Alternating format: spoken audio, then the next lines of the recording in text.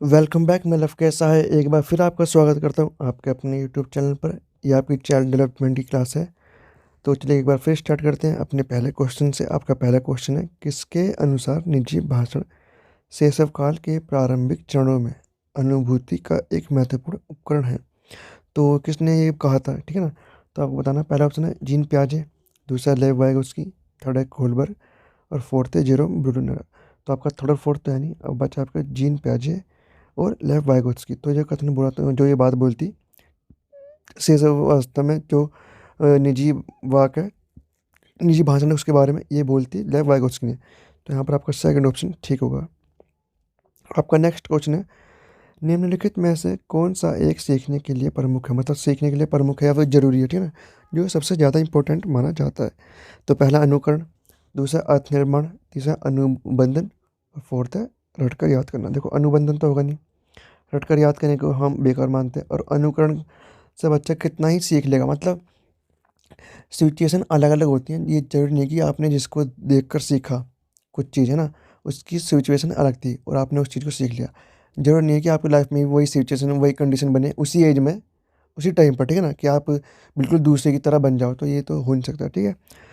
तो यहाँ पर जो सबसे सही ऑप्शन है वो अर्थ निर्माण है। जो बच्चा है वो अर्थ का निर्माण करता है, मतलब अर्थ का निर्माण मतलब लोगों के बारे में, ठीक है, चीज़ों के बारे में, उसे क्या सही है क्या गलत है। जब वो उन चीज़ों को समझने लगता है तब जाकर वो आगे बढ़ता है, ठीक है ना, अपना विकास उसका मतलब जो है सीखने का जो बच्चा है अपना विकास कर पाता है।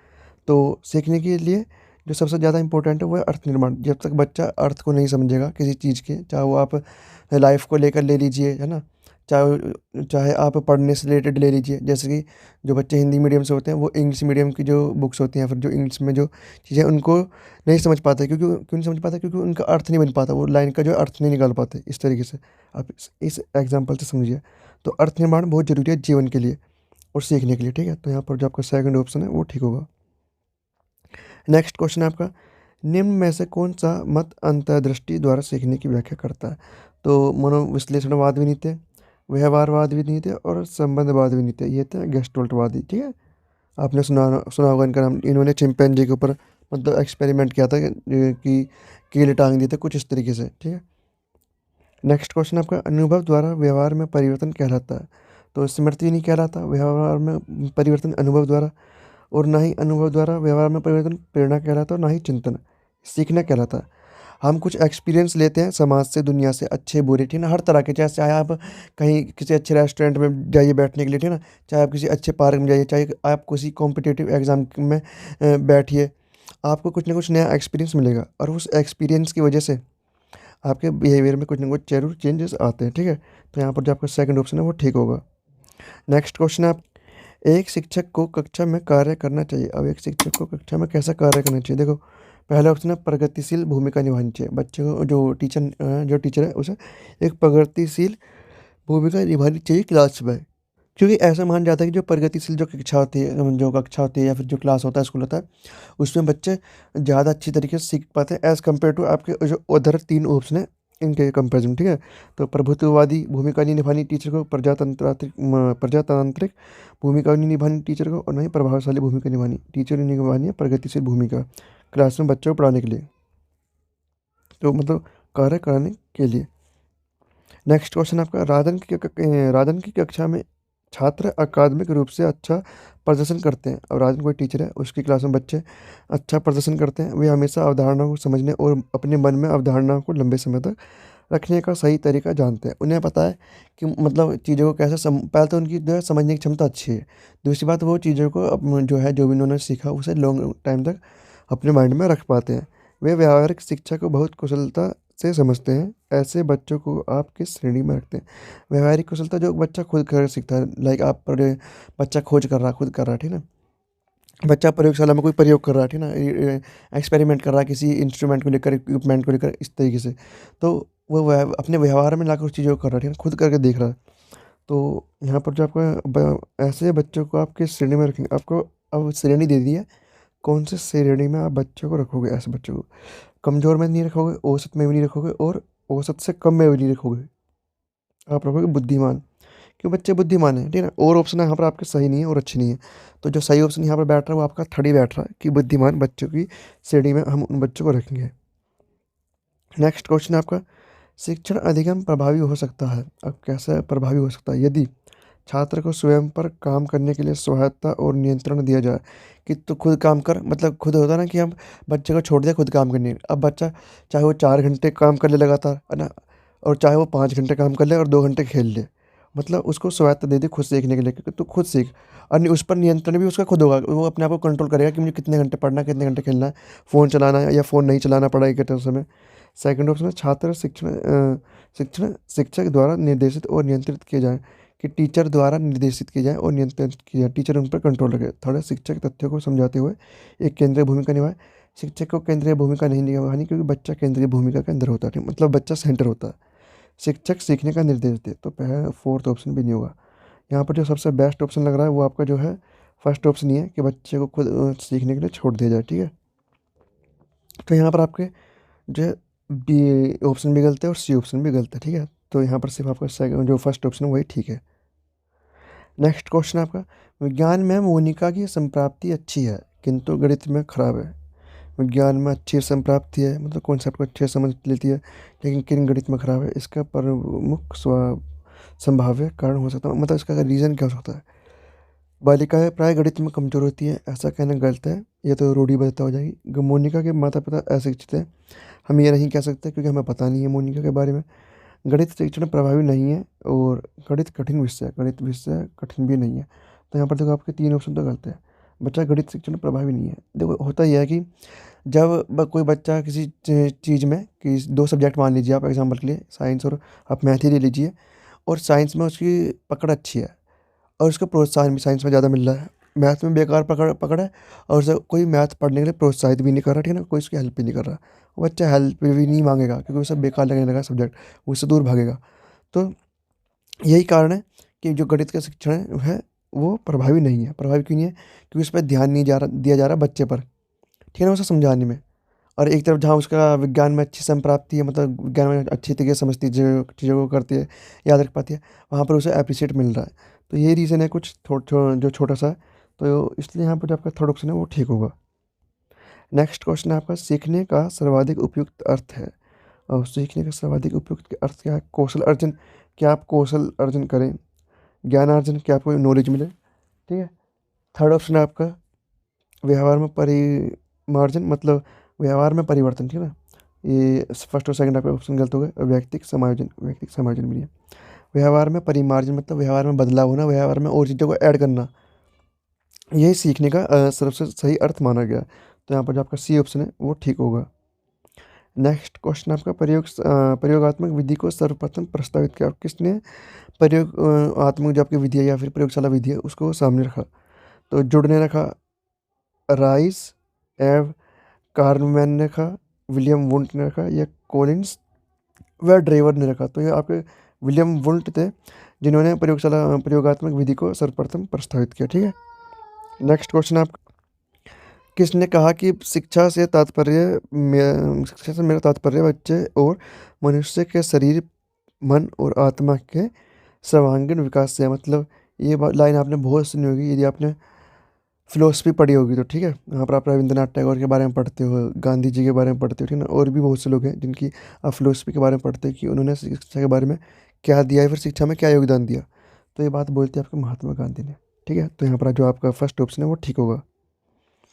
नेक्स्ट क्वेश्चन है आपका, वह विशेषता जो कि सहयोगात्मक स्थिति की सीमा में नहीं है, मतलब वह विशेषता जो सहयोगात्मक स्थिति की विशेषता में नहीं। देखो जो सहयोगात्मक स्थिति है, मतलब सहयोगात्मक जो कार्य है, उसकी कुछ विशेषताएं होती है ना, और कुछ विशेषताएं नहीं होती। जो नहीं वाली विशेषता है ना वो आपको बतानी है, मतलब 3 तो विशेषताएं, एक नहीं वाली है, मतलब जो विशेषता नहीं है आपको बतानी है।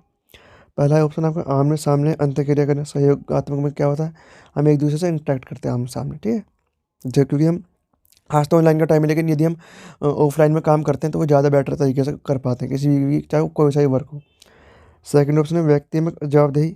प्रत्येक व्यक्ति की कुछ जवाबदेही होती है, मतलब प्रत्येक व्यक्ति को कुछ कार्य करने के लिए दिए जाते हैं ग्रुप में, जब हम करते हैं सहयोग करके एक दूसरे पीयर ग्रुप में जब हम वर्क करते हैं, और वो उसके लिए जवाब दे होता है कि उसने वो चीज़ क्यों नहीं, मतलब यदि हमने ग्रुप में किसी बच्चे से बोला कि तुझे ये लेकर आना है, तुझे कलर लेकर आना है कल, या तुझे कोई कटर लेकर आना है, मतलब है ना ब्लेड जिसे हम बोलते हैं सीट कटर, अगर यदि बच्चा वो नहीं लेकर आता तो ये उसके जवाब देगी, वो टीचर को बोलेगा कि मतलब वो बोलेगा टीचर से कि मैं कटर लेके नहीं आया, या फिर अपने जो स्टूडेंट्स है कि मैं कटर लेके नहीं आया, मेरी वजह से काम रुका है, तो मैं ही इसका कुछ ना कुछ सोल्यूशन निकालूंगा। मतलब जवाब देने का मतलब यह है कि वो रीजनेबल होगा किसी भी काम को डिले करने में, ठीक है ना। थर्ड ऑप्शन आपका कार्य पर जोर देना। तो कार्य पर जोर दिया जाता है, सब मिलकर सबका मोटिव क्या होता है कि जो प्रोजेक्ट मिला है, जो मॉडल मिला है, जो फाइल वर्क जो मिला है, वो क्या करें, हम उसे कंप्लीट करें। तो जो फोर्थ ऑप्शन है वो है शिक्षक केंद्रित। तो शिक्षक केंद्रित नहीं होती है, जो है बच्चों के साथ होती है, ठीक है ना। तो ये शिक्षक केंद्रित तो नहीं है। तो यहाँ पर जो आपके शुरू के 3 ऑप्शन तो ठीक है, लेकिन जो नहीं वाली विशेषता है वो आपकी फोर्थ है, और फोर्थ वाले ऑप्शन आपका क्वेश्चन के अकॉर्डिंग सही होगा, ठीक है।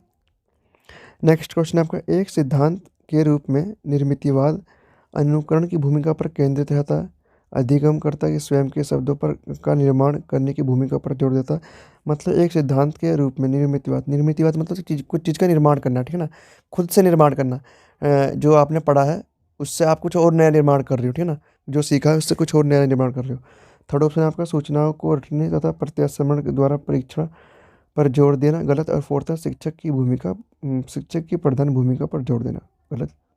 अनुकरण की भूमिका पर केंद्रित होना, गलत। तो यहाँ पर जो सेकंड ऑप्शन है वो ठीक है। यहाँ पर बच्चा क्या करे, यहाँ पर कुछ बच्चा क्रिएट कर रहा है अपने अपने अपने बल पर, ठीक है, कि बच्चे ने कोई बुक पढ़ी, कुछ नोट्स पढ़े, कोई चैप्टर पढ़ा, तो उसने खुद अपनी तरफ से जो नोट्स है क्रिएट करे, है ना।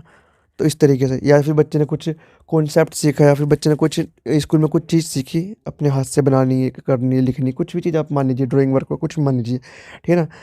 और बच्चे ने फिर उसमें कुछ अपनी तरफ से ऐड ऑन करा, या फिर कुछ अपनी तरफ से उसमें ऐड ऑन करने के बाद उसे सामने सबके सामने प्रस्तावित किया। तो क्या है?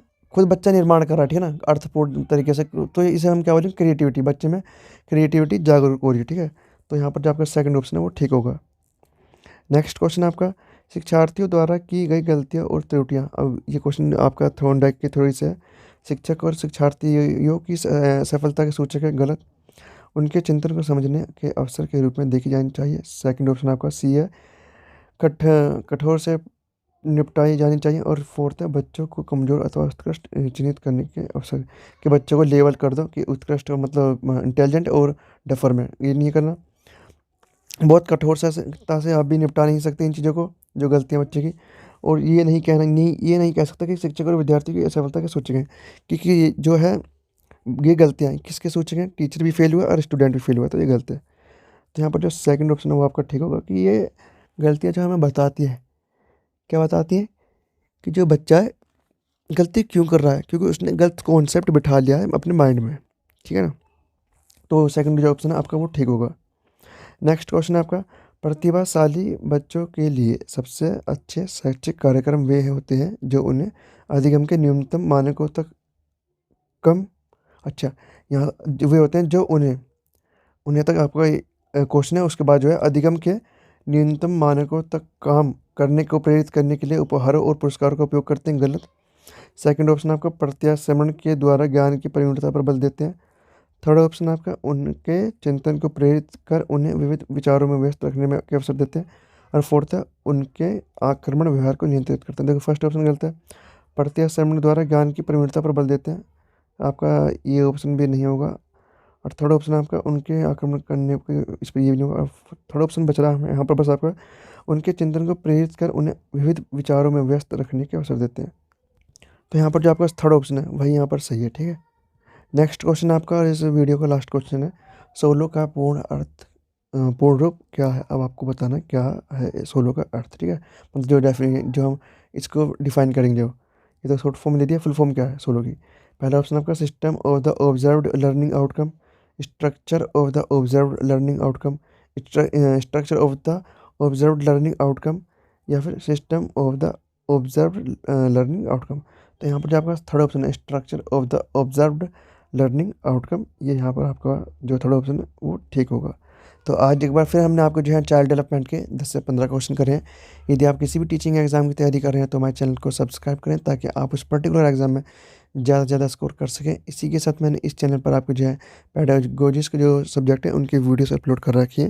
यदि वो आपने वीडियोस नहीं देखे तो उन वीडियोस को भी जाकर ज़रूर देखें, ताकि आप जो आने वाला जो सीटेट है या फिर जो भी एग्ज़ाम है उसमें ज़्यादा से ज़्यादा स्कोर कर सकें। तो चलिए मिलते हैं नेक्स्ट वीडियो में।